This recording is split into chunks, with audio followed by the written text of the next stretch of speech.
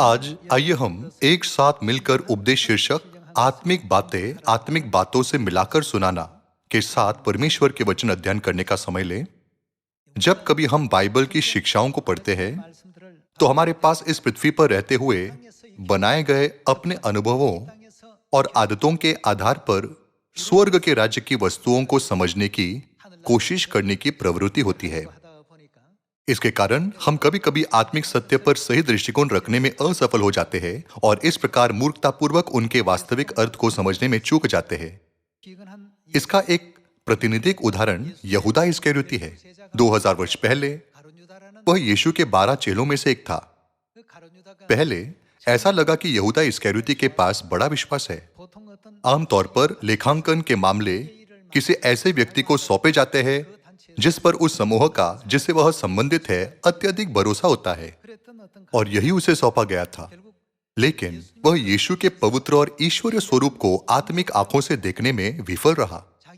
क्योंकि इजरायली रोम के दासत्व के अधीन थे, वह इस बात से नाराजगी से भरा था कि यीशु शारीरिक रूप से परिस्थिति से उबरने के लिए जिसमें वे है अपनी शक्ति का उपयोग नहीं करते। वह निराश था क्योंकि उसका मानना था कि यीशु सर्वशक्तिमान है और उनके पास अलौकिक शक्तियां हैं, इसलिए वह आसानी से रोमी लोगों को बाहर निकालेंगे। यह आशा इस तथ्य से उत्पन्न हुई कि उसने यीशु को कुछ चमत्कार करते देखा। आप 5 रोटी और 2 मछली के चमत्कार के बारे में बहुत अच्छी तरह से जानते हैं, है ना? यीशु ने 5000 लोगों को जौ की 5 रोटी और 2 मछली से खिलाया, यहां तक कि सबके खाने के बाद उन रोटियों के टुकड़ों से 12 टोकरियां भर गई। क्योंकि यहूदा ने इस तरह की चीजों को देखा तो उसने यीशु के इस्राएलियों को रोमियों के उत्पीड़न से मुक्त करने की आशा की। लेकिन उसकी अपेक्षा के विपरीत यीशु उनके द्वारा पकड़े गए और बाद में क्रूस पर उनकी मृत्यु हो गई। यहूदा इस्करियोती नहीं जानता था कि ऐसी चीजें क्यों हुई। यदि उसने केवल भविष्यवक्ताओं द्वारा लिखी गई बाइबल की भविष्यवाणियों को ध्यान से देखा होता, जैसे कि यशायाह अध्याय 53 की भविष्यवाणी, तो वह आसानी से समझ सकता था कि यीशु मसीह को किस तरह का भविष्य सूचक जीवन जीना था। लेकिन क्योंकि उसने ऐसा नहीं किया तो उसे यीशु पर संदेह होने लगा। वह सोचने लगा, क्या वह सचमुच मसीह है? क्या वही इस पृथ्वी पर आए सच्चे परमेश्वर है?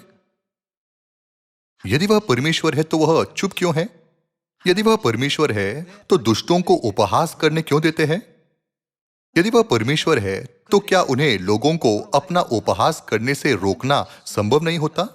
उसके दृष्टिकोण में खराबी थी। वह शारीरिक दृष्टिकोण से मसीह को देखने लगे और उस समय से शैतान ने उसमें कार्य करना शुरू किया। हम जिस कारण से परमेश्वर के वचन का अध्ययन करते रहते हैं वह आत्मिक दुनिया को समझना है। जब यीशु ने अपने चेलों को पहली बार बुलाया तब उन्होंने उनसे क्या कहा? यदि कोई मेरे पीछे आना चाहे तो वह अपना क्या उठाए? उन्होंने यह नहीं कहा, आरामदायक बसेरा उठाएं और मेरे पीछे हो ले। इसके बजाय उन्होंने कहा, अपना क्रूस उठाएं और मेरे पीछे हो ले।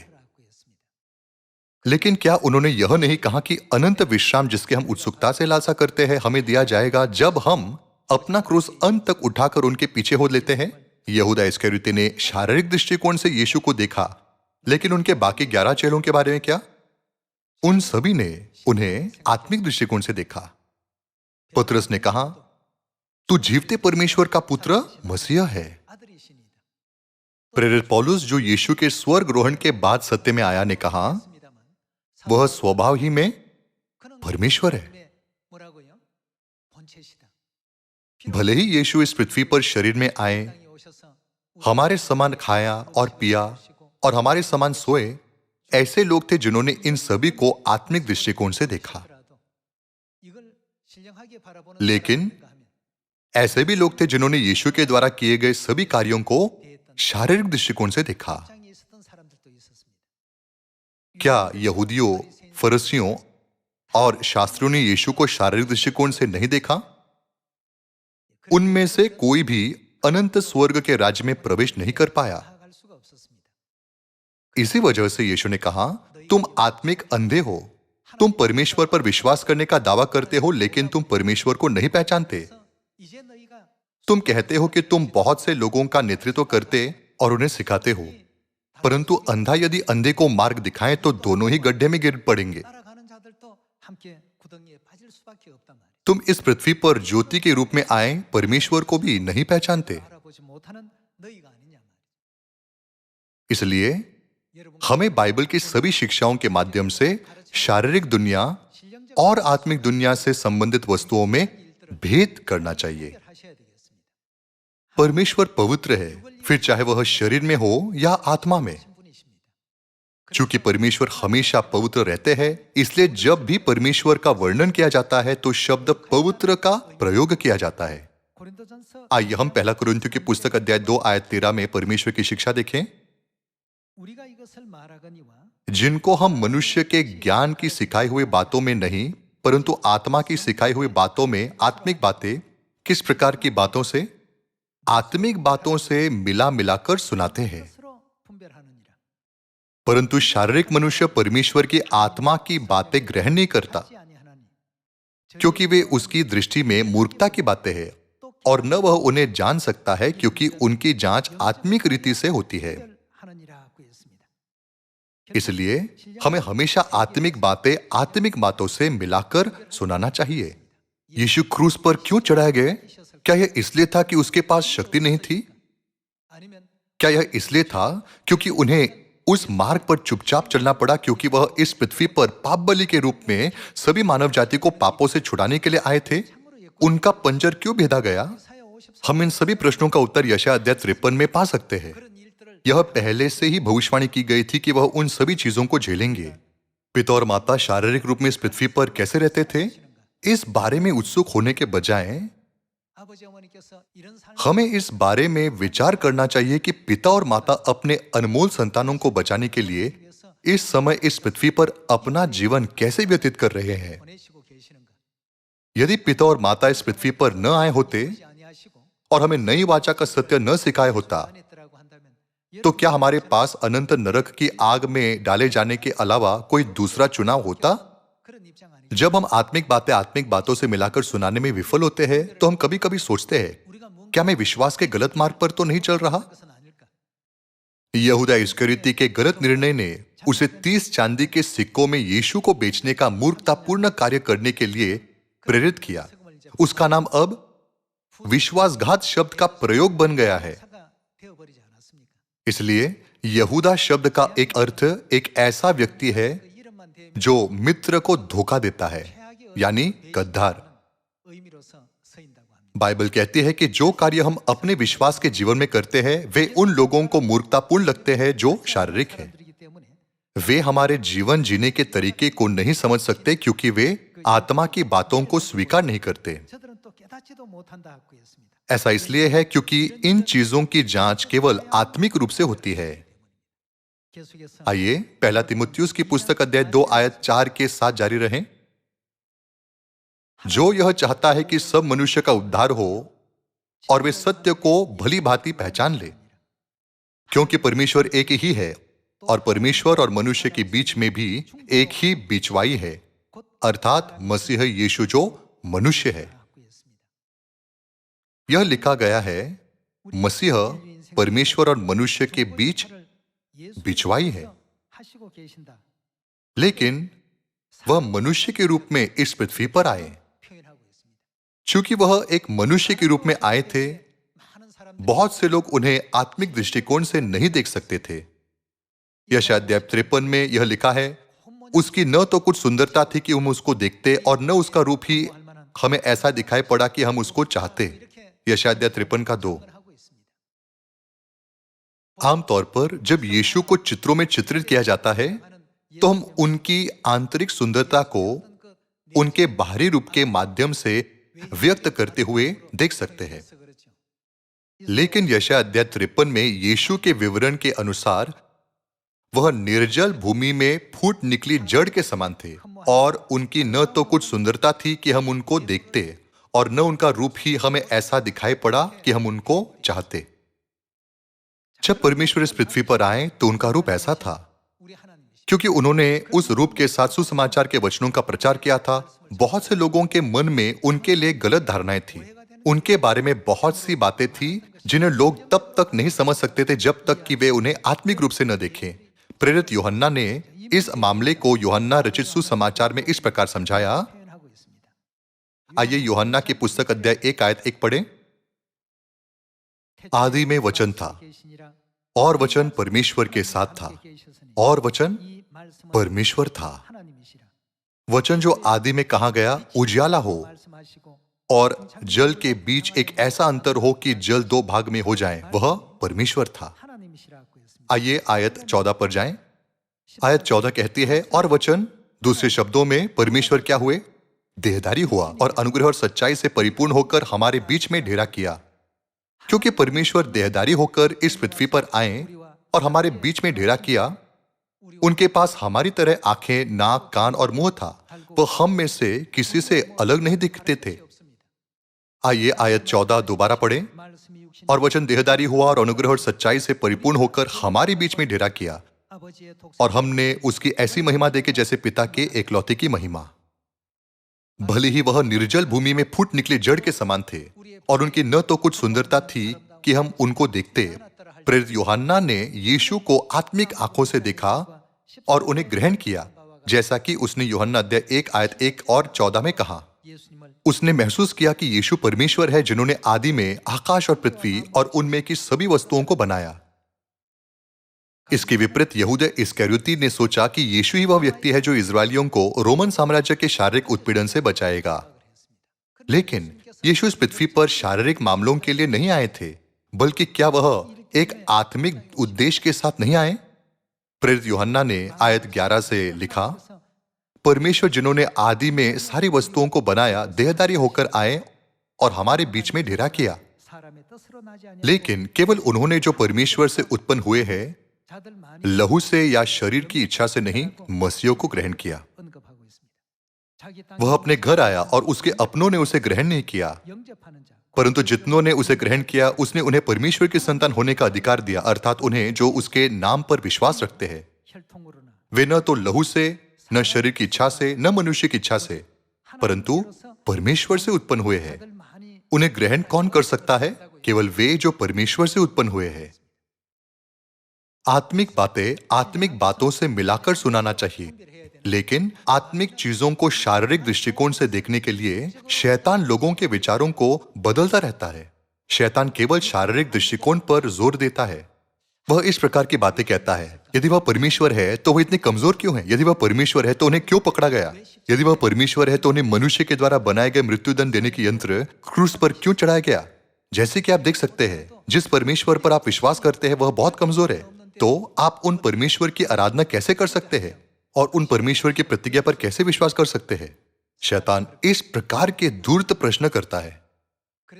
इसके द्वारा हम यह जान सकते हैं कि कुछ चर्च यीशु के उद्धार के कार्य को समझने में क्यों चूकते हैं। वे मूर्खतापूर्वक इस बात पर भी जोर देते हैं कि यीशु ने इस पृथ्वी पर आकर जो सुसमाचार कार्य किया वह विफल था। यहूदा इस्करियोती, फरीसी, यहूदी और शास्त्री जैसे लोगों ने शारीरिक दृष्टिकोण से आत्मिक दुनिया और यीशु को देखा। इसीलिए वे उद्धार के उस बड़े आत्मिक चित्र को नहीं देख पाए जिसे यीशु चित्रित कर रहे थे। लेकिन क्या परमेश्वर ने यूहन्ना जैसे लोगों को यह महसूस करने की आशीष नहीं दी कि वह कौन है? क्या उन्होंने पतरस को भी यह महसूस करने और घोषणा करने में सक्षम होने की समझ नहीं दी कि है प्रभु, तू जीवते परमेश्वर का पुत्र मसीह है? आइए हम मत्ती अध्याय 16 भी देखें। अध्याय 16 आयत 13। यीशु कैसरिया फिलिप्पी के प्रदेश में आया और अपने चेलों से पूछने लगा, लोग मनुष्य के पुत्र को क्या कहते हैं? उन्होंने कहा, कुछ तो यूहन्ना बपतिस्मा देने वाला कहते हैं और कुछ एलिया और कुछ यिर्मयाह या भविष्यवक्ताओं में से कोई एक कहते हैं। उसने उनसे कहा, परंतु तुम मुझे क्या कहते हो? यीशु ने उनसे पूछा, परंतु तुम मुझे क्या कहते हो? शिमोन पतरस ने उत्तर दिया, तू जीवते परमेश्वर का पुत्र मसीह है। पतरस परमेश्वर के अनुग्रह से भर गया, जिसने उसे आत्मिक बातों से मिलाकर बताने की क्षमता दी। आयत 17।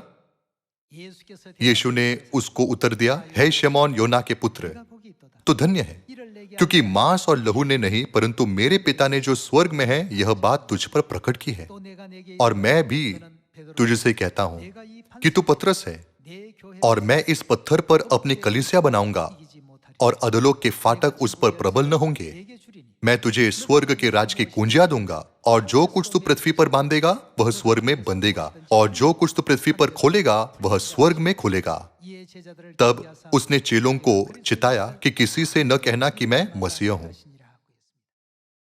यीशु 3.5 वर्ष की अपनी सेवकाई को पूरा करने के लिए गुप्त रूप से इस पृथ्वी पर आए, इसलिए उन्होंने उनसे कहा कि किसी से न कहना कि मैं मसीहा हूं। लेकिन स्वर्गरोहण से ठीक पहले क्या उन्होंने उनसे यह नहीं कहा, अब से मेरे गवाह बनो? मान लीजिए कि एक राजा आम लोगों के समान कपड़े पहनकर अपने महल से बाहर आया ताकि वह देख सके कि लोग वास्तव में कैसे रहते हैं। वह अपनी पहचान छिपाता है और लोगों के जीवन की परिस्थितियों के चारों ओर देखता है। यदि राजा आम लोगों की तरह टोपी और कपड़े पहने तो क्या कोई पहचान पाएगा कि वह राजा है? चूंकि वे पहचान नहीं कर सकते इसलिए वे उसके साथ भी किसी और की तरह व्यवहार करेंगे। उदाहरण के लिए, यदि कोई राजा से लापरवाही से बोलता है तो उसका सेवक कह सकता है, तुमने उनसे इस तरह बात करने की हिम्मत कैसे की? वह राजा है। जब तक ऐसा कुछ नहीं होता, क्या किसी को उसके वस्त्रों से पता चल सकता है कि वह राजा है? 있습니까 없습니까? नहीं, उन्हें पता नहीं चल सकता। यदि वे राजा को पहचान भी ले तो भी उनसे कहा जाएगा, किसी से यह न कहना कि राजा बाहर है और आसपास घूम रहे हैं। 그 다음 날 되면 लेकिन अगले दिन क्या होगा? वे सभी को बता देंगे कि राजा गांव में थे। 예수님께서도 इसी तरह यीशु ने कहा, किसी से न कहना, क्योंकि ऐसा करते ही वह जान सकते थे कि लोग वास्तव में किस तरह का जीवन जी रहे हैं। इस तरह वह उन लोगों को भेद कर सकते हैं जिनके पास सच्चा विश्वास है और जिनके पास सच्चा विश्वास नहीं है। यदि लोग जानते हैं कि वह राजा है तो अधर्मी भी धर्मी होने का ढोंग करेंगे। इसलिए यीशु ने पतरस से कहा, मैं तुझे स्वर्ग के राज्य की कुंजियां दूंगा, किसी से न कहना कि मैं मसीह हूं। तुम जानते हो कि मैं कौन हूं, 저는 이제 알아서 लेकिन अभी दूसरों से न कहना कि मैं मसीह हूं। 아직까지는 아무에게도 말 लेकिन बाइबल में यह दर्ज किया गया है कि जैतून पहाड़ से स्वर्गरोहण होने के ठीक पहले यीशु ने कहा, अब सामरिया में और पृथ्वी के छोर तक मेरे गवाह बनो। 이제는 얘기해도 अब लोगों से कहो कि मैं मसीहा हूं। 말씀이 계셨던 것처럼 पतरस एक ऐसा व्यक्ति था जो आत्मिक बातों से समझ सकता था। यूहन्ना भी जानता था कि आत्मिक बातों से मिलाकर कैसे सुनाना है। 그러나 육 लेकिन क्योंकि यीशु शरीर में थे तो क्या फरीसियों, शास्त्रियों, यहूदियों और सदुकियों ने पहचाना कि वह मसीह और परमेश्वर है? 알 수가 있습니까? उन्होंने आत्मिक वस्तुओं को आत्मिक दृष्टिकोण से नहीं देखा, 보는 게 아니라 उन्होंने चीजों को केवल शारीरिक दृष्टिकोण से देखा। 세비 아들이 아니라 क्या यह यूसुफ का पुत्र नहीं? वह शिक्षित भी नहीं है? 우리와 같이 क्या इसकी सब बहनें यहां हमारे बीच में नहीं रहती? 내려왔다 하느냐? तो अब वह कैसे कहता है कि मैं स्वर्ग से उतरा हूं? मरकुस में हम यह देख सकते हैं कि यीशु के परिवार ने यह कहते हुए कि यीशु का चित्त ठिकाने नहीं है, उन्हें पकड़ने की कोशिश की। 하는 것을 보면 신령자가 아무 ऐसे लोग थे जिन्होंने यीशु को आत्मिक दृष्टिकोण से देखा और उनकी सेवा की, और ऐसे लोग भी थे जिन्होंने उन्हें केवल शारीरिक दृष्टिकोण से देखा। लोगों ने यीशु को विभिन्न दृष्टिकोण से देखा क्योंकि वह बाइबल और व्यवस्था सिखाते थे। 높여서 इसलिए कुछ ने सोचा कि वह केवल एक गुरु है और कुछ ने उनके बारे में थोड़ा और ऊपर सोचा और उन्हें नबी के रूप में स्वीकार किया। 그러나 लेकिन क्या पतरस, यूहन्ना 사도 바울 और पौलुस जैसे लोगों ने महसूस नहीं किया और पूरी तरह से नहीं समझा कि वह स्वभाव ही में परमेश्वर है, 천지와 만물을 जो आदि में वचन थे और आकाश और पृथ्वी और उनमें सब कुछ की सृष्टि की? 충분히 느끼고 이해하지 않았습니까? 우리 한번 आइए मरकुस अध्याय 3 से शुरू करके ऐसे कई मामले देखे जहां लोग 장으로 यीशु को आत्मिक दृष्टिकोण से देखने में चूक गए। 몇 사례를 살펴보도록 합시다. अध्याय 3 आयत 20। तब वह घर में आया और ऐसी बड़ी भीड़ हो गई कि वे रोटी भी न खा सके। 살 길을도 없는 जब उसके कुटुंबियों ने यह सुना तो वे उसे पकड़ने के लिए निकले क्योंकि वे कहते थे कि उसका चित्त ठिकाने नहीं है। 예수님 활동하신 उनका परिवार यह कहते हुए कि उनका चित्त ठिकाने नहीं है, यीशु को पकड़कर जो भी वह कर रहे थे 활동을 하시고 उसे रोकने के लिए आया। 현재 지금 다니는 그런 장면입니다. आइए यूहन्ना अध्याय 6 आयत 41 भी पढ़ें। इसलिए यहूदी उस पर कुड़कुड़ाने लगे 떡이라 하심으로 क्योंकि उसने कहा था, जो रोटी स्वर्ग से उतरी वह मैं हूं। 이는 और उन्होंने कहा, क्या यह यूसुफ का पुत्र यीशु नहीं, जिसके माता पिता को हम जानते हैं? तो वह कैसे कहता है कि मैं स्वर्ग से उतरा हूं? यहां क्या उनके पास आत्मिक दृष्टिकोण था? उन्होंने शारीरिक दृष्टिकोण से यीशु को देखा और उनका न्याय किया। आइए मत्ती अध्याय 13 के साथ जारी रहें। हमें इस युग में वही गलती नहीं करनी चाहिए। आत्मिक बातों से मिलाकर बताने के लिए हमें उन लोगों के बारे में अध्ययन करने पर ध्यान केंद्रित करने की आवश्यकता है जिन्होंने 2000 वर्ष पहले यीशु को, जब वह शरीर में इस पृथ्वी पर आए थे, पहचाना और ग्रहण किया। हमें स्वयं से पूछना चाहिए, उन्होंने उन्हें कैसे ग्रहण किया और यीशु अन्य लोगों की दृष्टि में कैसे दिखाई देते थे? क्या मैं उन्हें आत्मिक दृष्टिकोण से देख रहा हूं या फिर शारीरिक दृष्टिकोण से देख रहा हूं? हमें इसके बारे में ध्यानपूर्वक सोचने की आवश्यकता है। आइए मत्ती की पुस्तक अध्याय 13 आयत 53 देखें। जब यीशु ये सब दृष्टांत कह चुका तो वहां से चला गया और अपने नगर में आकर उनके आराधनालय में उन्हें ऐसा उपदेश देने लगा कि वे चकित होकर कहने लगे, इसको यह ज्ञान और सामर्थ के काम कहां से मिले? क्या यह बड़ई का बेटा नहीं? और क्या इसकी माता का नाम मरियम और इसके भाइयों के नाम याकूब, यूसुफ, शमौन और यहूदा नहीं? और क्या इसकी सब बहनें हमारे बीच में नहीं रहती? फिर इसको यह सब कहां से मिला? इस प्रकार उन्होंने उसके कारण ठोकर खाई। वे यीशु को आत्मिक आंखों से देखने में चूक गए, लेकिन कहां? क्या हमारे गांव में सब उसे नहीं जानते? क्या उसका पिता यूसुफ नहीं? और क्या उसकी माता मरियम नहीं? और क्या उसके भाइयों के नाम याकूब, यूसुफ, शमौन और यहूदा नहीं? और क्या इसकी सब बहनें यहां हमारे बीच में नहीं रहती? उसे यह ज्ञान और समझ कहां से मिली? यीशु के ज्ञान और समझ को देखकर उन्हें यीशु को ग्रहण करना और उन्हें स्वीकार करना चाहिए था। इसके बजाय केवल उसके शारीरिक पहलुओं पर ध्यान केंद्रित करने के कारण वे मसीह के आत्मिक पहलुओं को देखने में विफल रहे और उनका तिरस्कार किया। आज कई लोग हैं जो 2000 वर्ष पहले की स्थिति को फिर से दोहरा रहे हैं। इसलिए यह अत्यंत महत्वपूर्ण है कि हमारे पास आत्मिक दृष्टिकोण है या शारीरिक दृष्टिकोण। भले ही उद्धार प्राप्त करने का मौका ठीक उनके सामने था, वे उद्धार की रस्सी को पकड़ने में असफल रहे और अनंत नर्क में गिर गए। अब वे कितना विलाप कर रहे होंगे, पछता रहे होंगे और तड़प रहे होंगे। आइए यूहन्ना अध्याय 7 आयत 14 में परमेश्वर के वचन पर एक नजर डालें। जब पर्व के आधे दिन बीत गए तो यीशु मंदिर में जाकर उपदेश करने लगा। तब यहूदियों ने चकित होकर कहा, इसे बिन किया, बिन पढ़े विदा कैसे आ गई? ये सभी व्यवहार आत्मिक बातों से न मिलाकर सुनाने से आते हैं।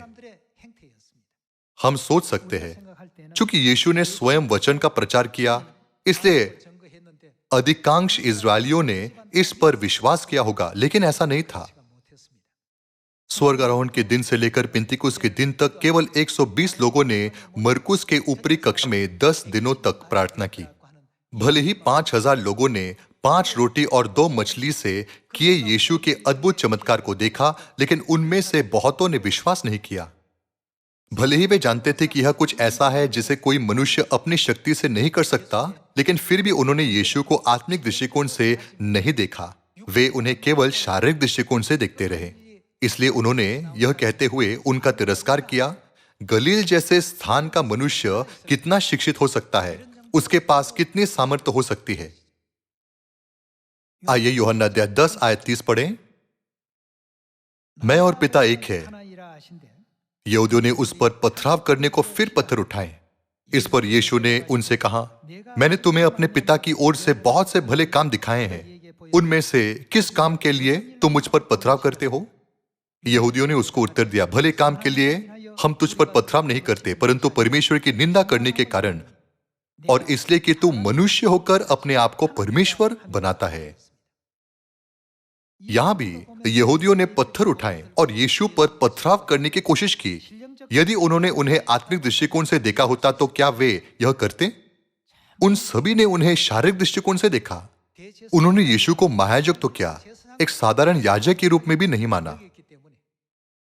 इसलिए उन सभी ने उनका तिरस्कार किया, भले ही वे उनके मुंह से निकलने वाले उद्धार के अनुग्रहपूर्ण वचनों को सुन रहे थे।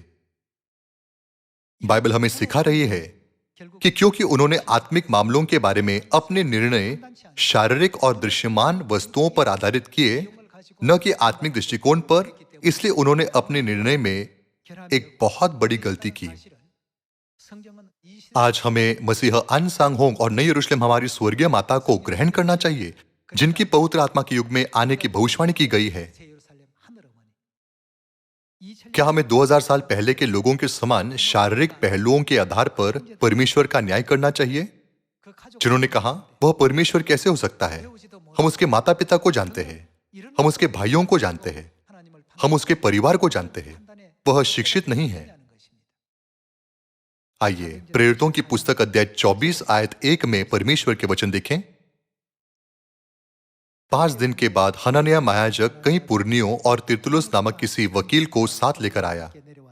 उन्होंने हाकिम के सामने पौलुस पर नालिश की। जब वह बुलाया गया तो तिरतुलुस उस पर दोष लगाकर कहने लगा, हे महामहिम फेलिक्स, तेरे द्वारा हम में बड़ा कुशल होता है और तेरे प्रबंध से इस जाति के लिए अनेक बुराइयां सुधरती जाती है। इसको हम हर जगह है और हर प्रकार से धन्यवाद के साथ मानते हैं, परंतु इसलिए कि तुझे और दुख नहीं देना चाहता, मैं तुझसे विनती करता हूं कि कृपा करके हमारी 2-1 बातें सुन ले, क्योंकि हमने इस मनुष्य को उपद्रवी और जगत के सारे यहूदियों में बलवा करने वाला और क्या नासरियों के कुपंथ का मुखिया पाया है। उन्होंने यीशु को नासरियों के कुपंथ के रूप में वर्णित किया, इसलिए उन्होंने पौलुस को नासरियों के कुपंथ का मुखिया कहा। वे न्यायालय में हाकिम के सामने प्रेरित पौलुस पर आरोप लगा रहे हैं। भले ही यीशु के स्वर्ग रोहण से काफी समय बीत चुका था, यहूदी लोग यीशु को नासरियों के कुपंथ का हिस्सा समझते थे।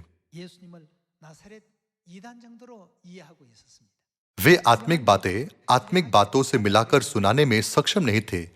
वे चीजों को केवल शारीरिक दृष्टिकोण से देखते थे। फिर भी प्रथम चर्च के प्रेरित और संत जिनके पास विश्वास था, उन्होंने आत्मिक सत्यों को सही ढंग से आत्मिक सत्य के रूप में पहचाना। उन्होंने कहा, यीशु परमेश्वर है, यीशु के अलावा कोई उद्धारकर्ता नहीं है। यीशु के नाम के अलावा हमें कोई दूसरा नाम नहीं दिया गया जिसके द्वारा हम बचाए जाएं। जब प्रेरित पौलुस को बंदीगृह में रखा गया, तब भूकंप हुआ, सब द्वार खुल गए और सब के बंधन खुल गए।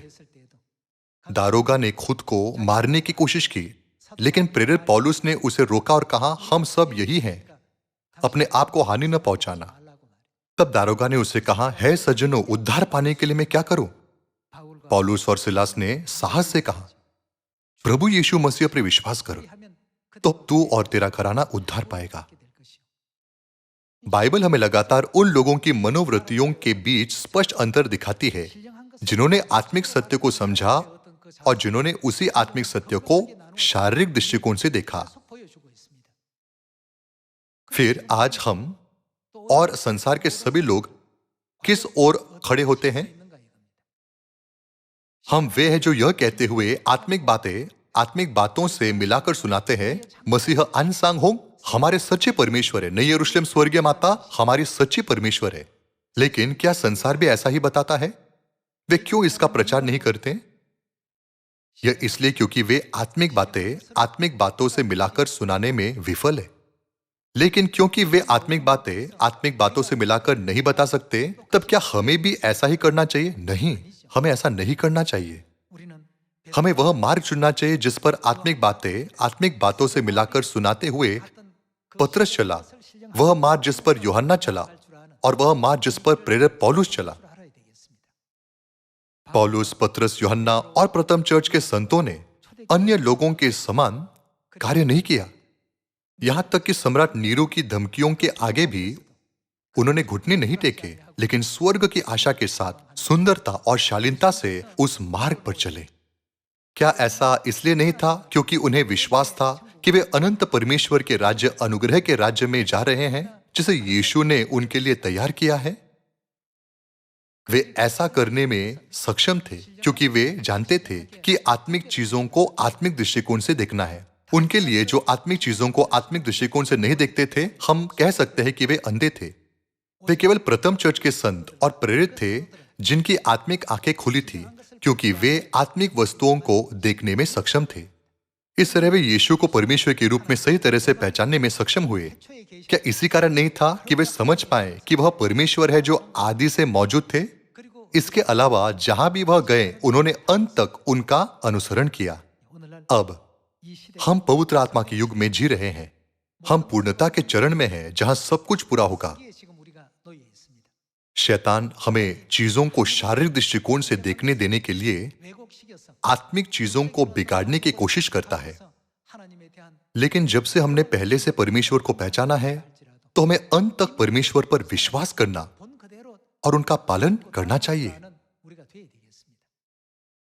क्योंकि परमेश्वर ने कहा, जो कोई सियोन में बचा रहे, 생명식에 जितनों के नाम 된 자, जीवन पत्र में लिखे हो, वे पवित्र कहलाएंगे। 했으니까 모두가 그런 위치에 इसी के साथ मैं आज का उपदेश समाप्त करना चाहूंगा।